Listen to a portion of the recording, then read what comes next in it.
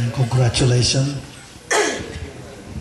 for coming together to celebrate and thank the good Lord for the blessings we have received after 30 years.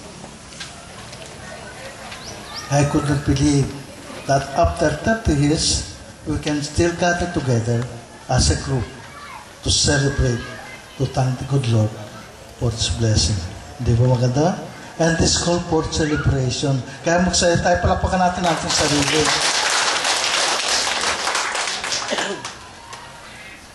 Yes, I'm very, very happy to meet you again as a group.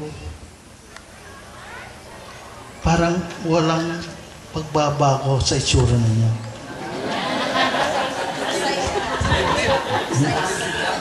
Makikita pa yung bakas ng kahapon.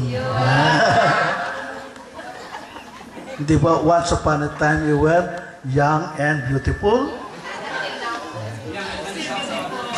and handsome. Now, you are again beautiful. Except that parang lumaki kayo. Noon, slender kayo. Napakagandang tignan. Coca-Cola. Ngayon, beer.